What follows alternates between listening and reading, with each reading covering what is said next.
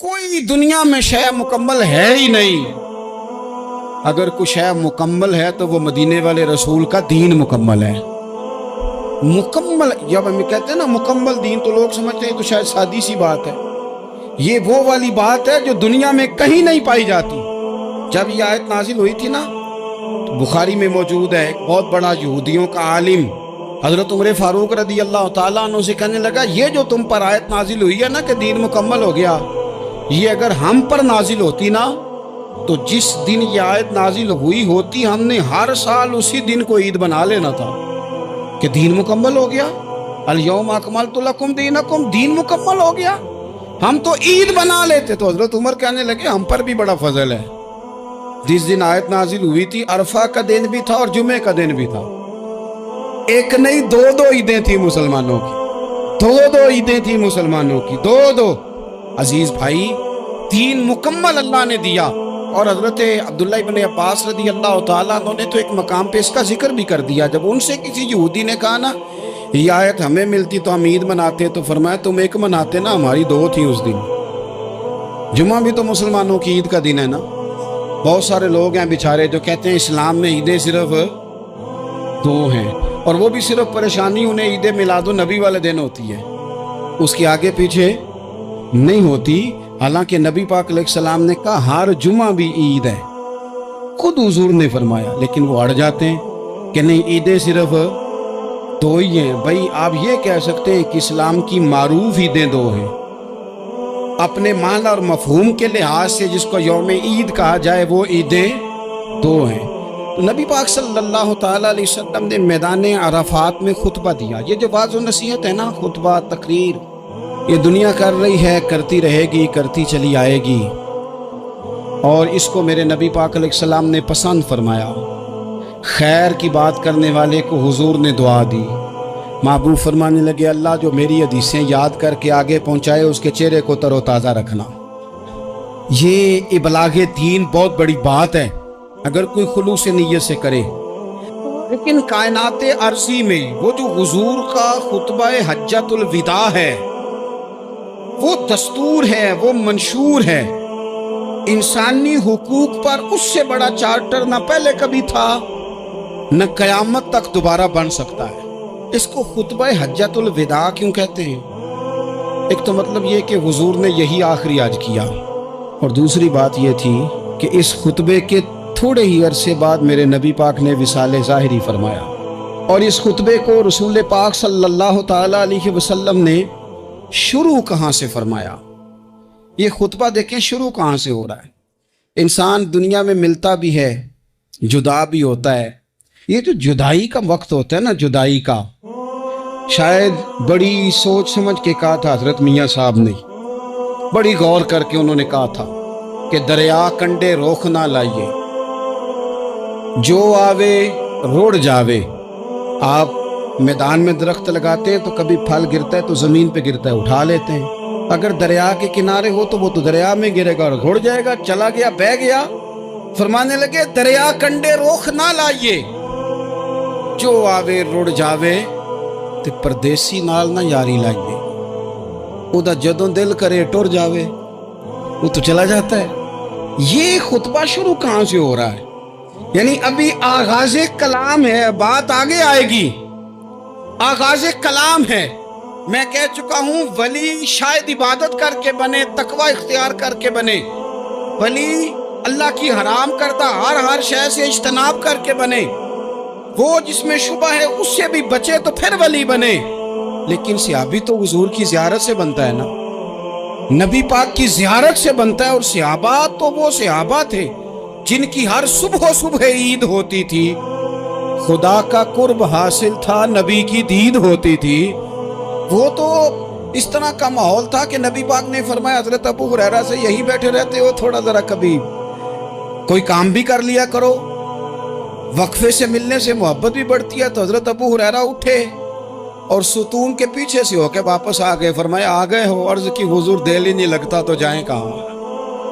وہ جو حضور سے آ کے کہتے تھے نا یا رسول اللہ صلی اللہ علیہ وسلم، حضرت صوبان بن مالک، حضور نے فرمایا پریشان دکھائی دیتے ہو. کہا یا رسول اللہ ایک بات پریشان کرتی ہے. کہا وہ کیا؟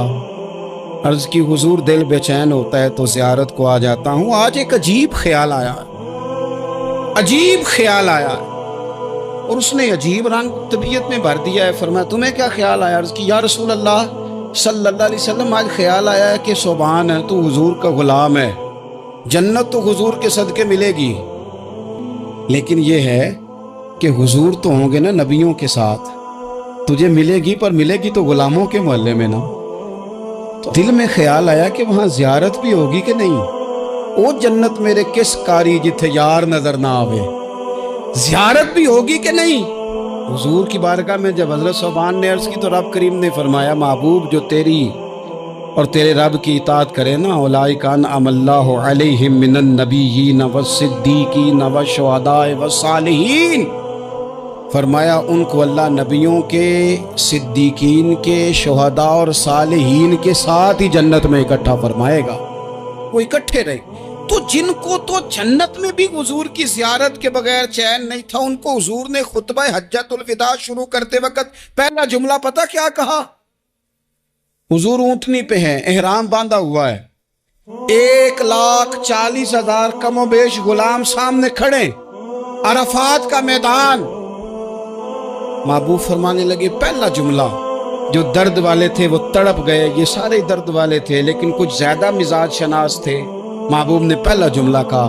حضور فرمانے لگے لوگوں جس طرح آج اکٹھے ہوئے ہیں شاید اس کے بعد دوبارہ ہم اکٹھے نہ ہو. پہلا اعلان ہی کر دیا کہ یہ تمہارے ساتھ جو آج خطبہ ہے نا، اس میں اشارہ دے دیا کہ دوبارہ نہیں جمع ہوگے، اگلا حج نہیں کرنا، بس ختم ہوئی بات. اس آیت نے بتا دیا کہ حضور آخری نبی ہے، دین مکمل ہو گیا، اب کسی اور پیغمبر کی، رسول کی، دین کی، کتاب کی ضرورت باقی.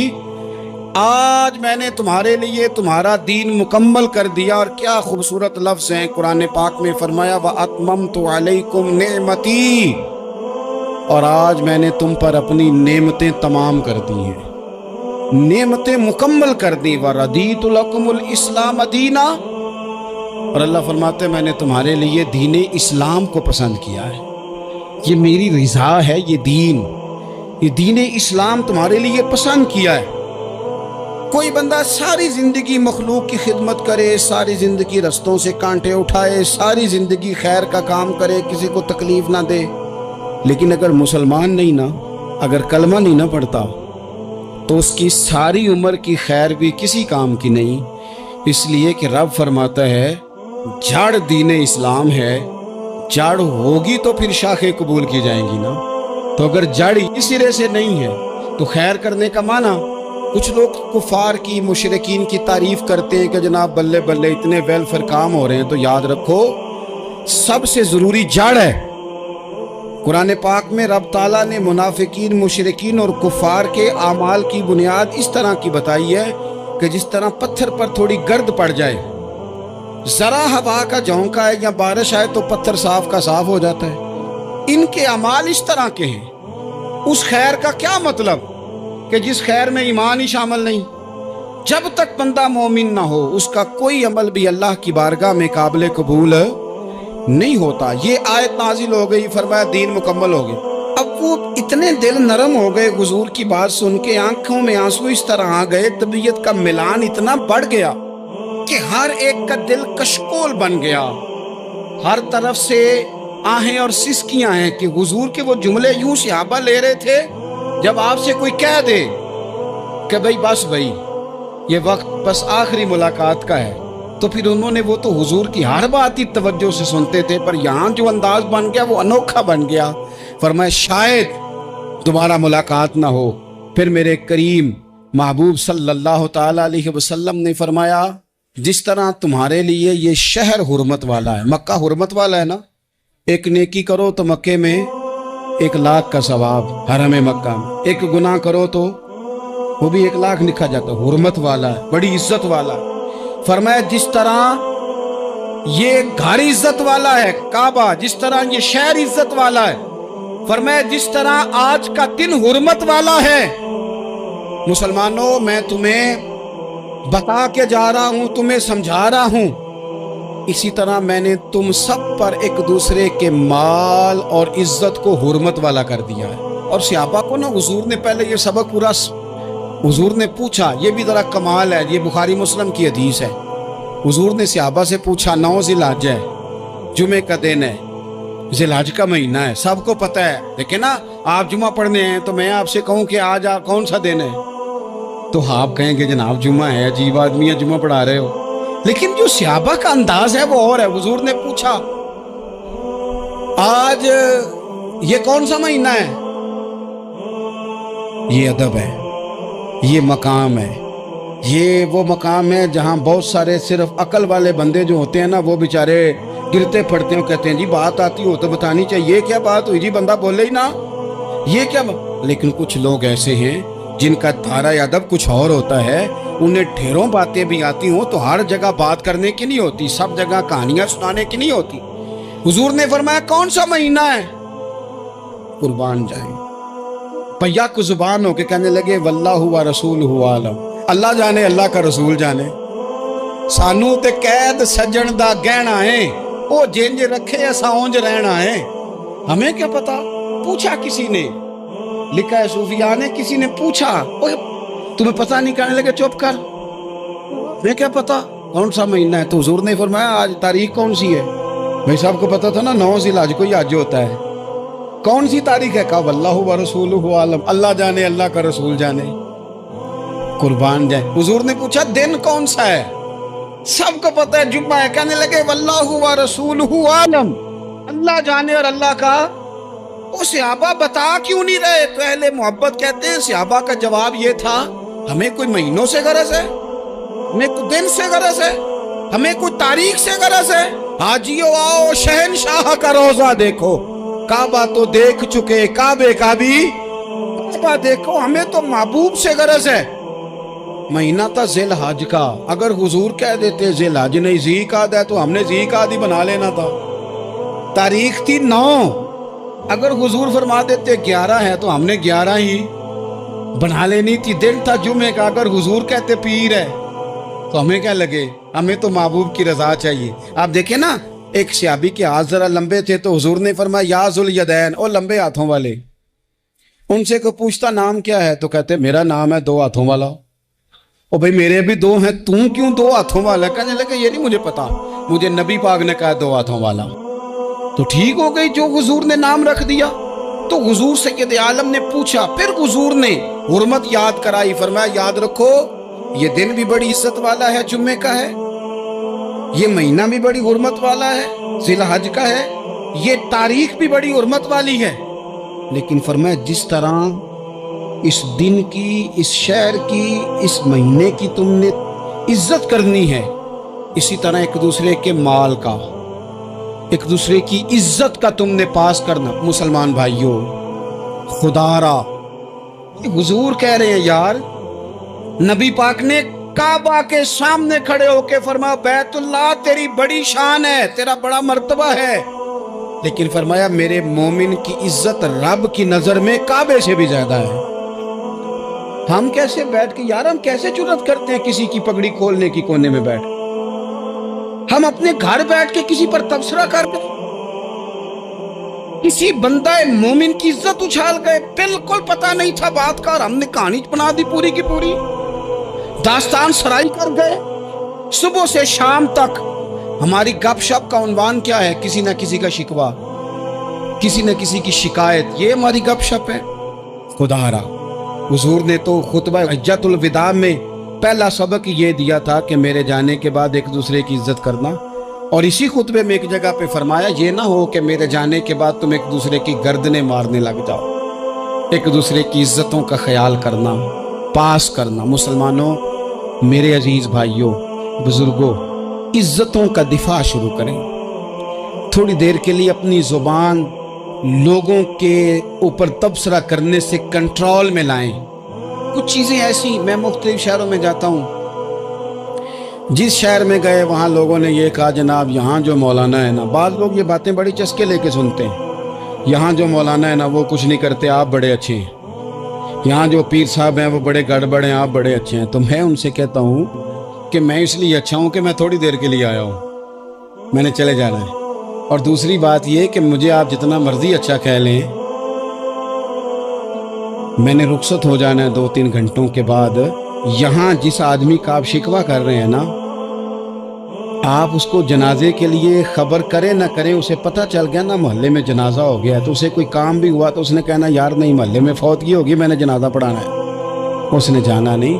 تو کمزوریاں تو سب جگہ ہوتی ہیں، لیکن ان کمزوریوں کی وجہ سے آپس میں بغض پیدا کر لیا جائے گا.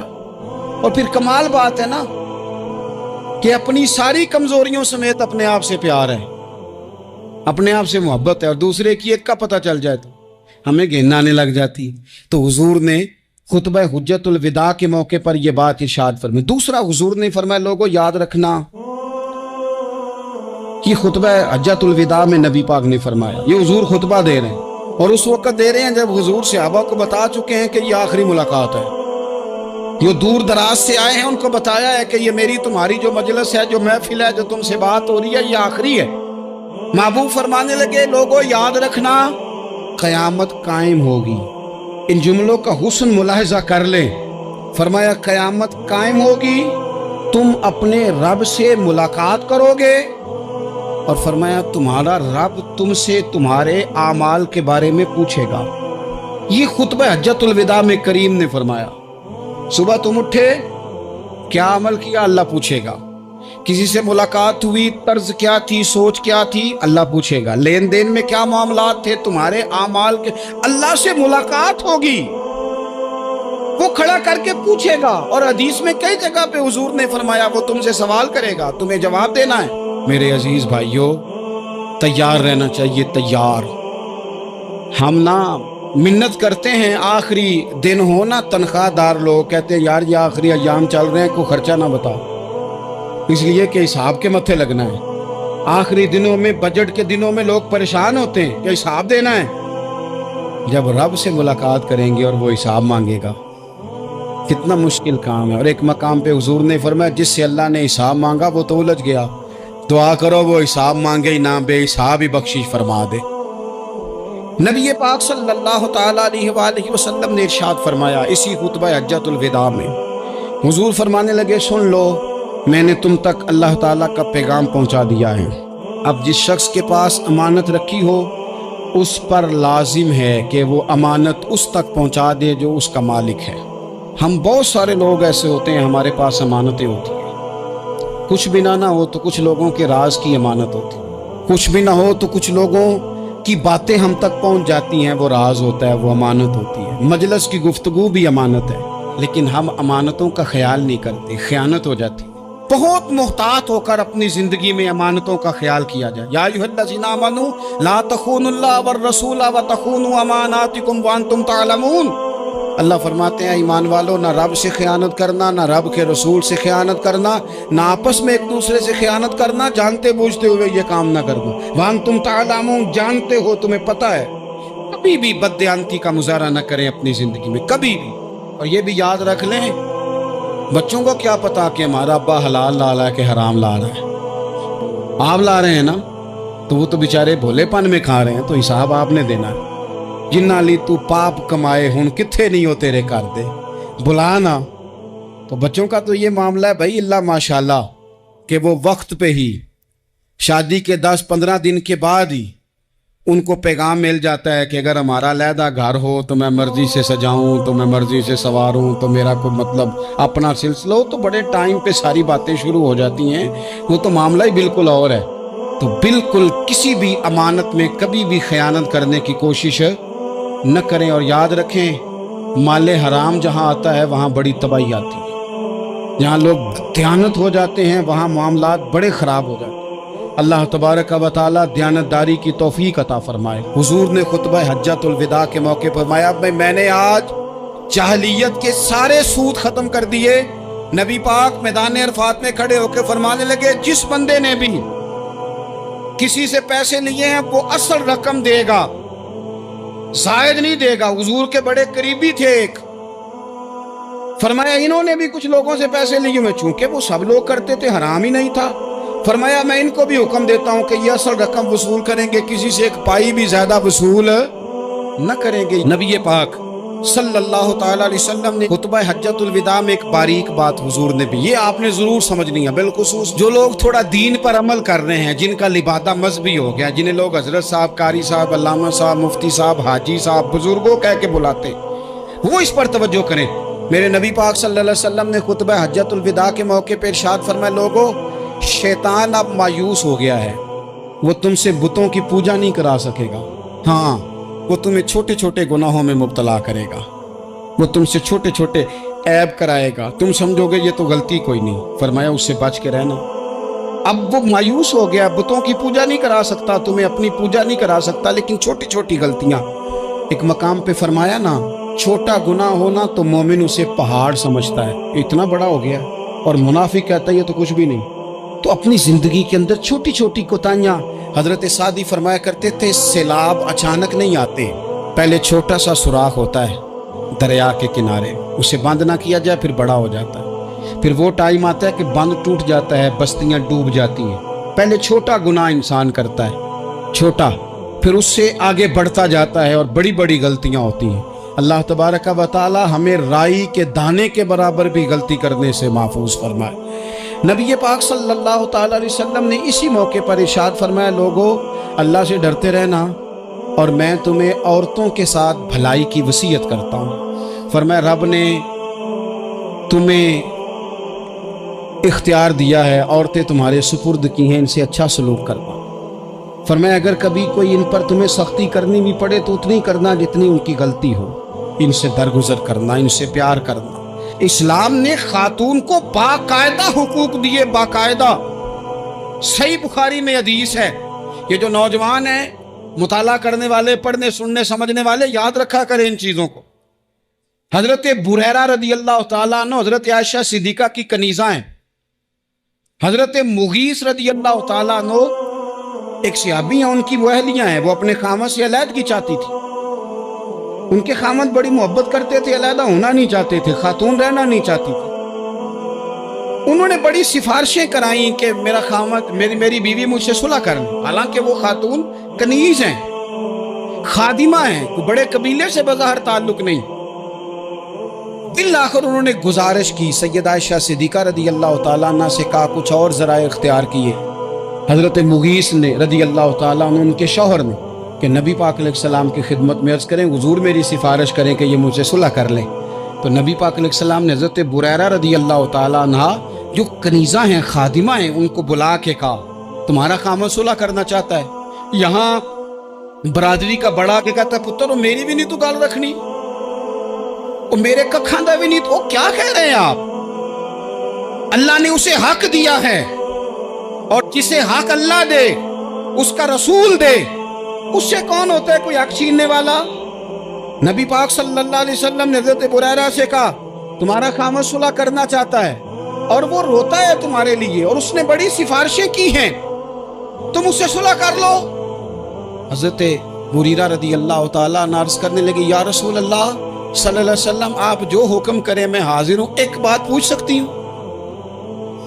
ایک گزارش کر لوں؟ ایک صرف حضور میرا بولیا چولیا معاف کری، ایک بات کر لوں تو کیا کرو؟ عرض کی یا رسول اللہ یہ آپ کا حکم ہے یا مشورہ ہے؟ یہ محبوب کی بات ہے، محبوب کی۔ کوئی بزرگ کیوں جبر کرتا ہے کسی پہ؟ کوئی حضرت شیخ کیوں کہتے ہیں زبردستی عورت کو کہ تو جا؟ نبی پاک صلی اللہ علیہ وسلم نے فرمایا صلح کر لے۔ یا رسول اللہ ایک بات عرض کروں، کرو۔ حضور حکم ہے کہ مشورہ ہے؟ تو نبی پاک نے فرمایا نہیں مشورہ ہے۔ تم عاقلہ ہو، بالغہ ہو، اسلام تمہیں با اختیار کرتا ہے، چاہو تو رہو، چاہو تو خلا لے لو۔ عرض کرنے لگی حضور اگر مشورہ ہے تو پھر میں مغیث سے صلح نہیں کرنا چاہتی۔ میرے محبوب نے فرمایا تو جس حال میں راضی ہے میں بھی راضی ہوں۔ ٹھیک ہو گئی بات، ختم ہو گئی۔ حضور نے کوئی زور نہیں، اتنے اسلام حقوق دیتا ہے عورت کو، کسی کو اجازت نہیں کہ وہ جبر کرے، وہ ظلم کرے۔ میں آ گیا ہوں صلح نہیں کرنی، بے تو کیوں آیا ہے؟ تو نے وقت گزارنا ہے، جانے وہ خامد کس طرح کا ہو۔ تو نبی پاک صلی اللہ علیہ وسلم نے خطبہ حجۃ الوداع کے موقع پر فرمایا عورتوں کے ساتھ اچھا سلوک کرنا۔ اللہ تبارک و تعالی جو حج پڑھا جا رہا ہے اس کے صدقے پوری امت پر اپنا فضل فرمائے۔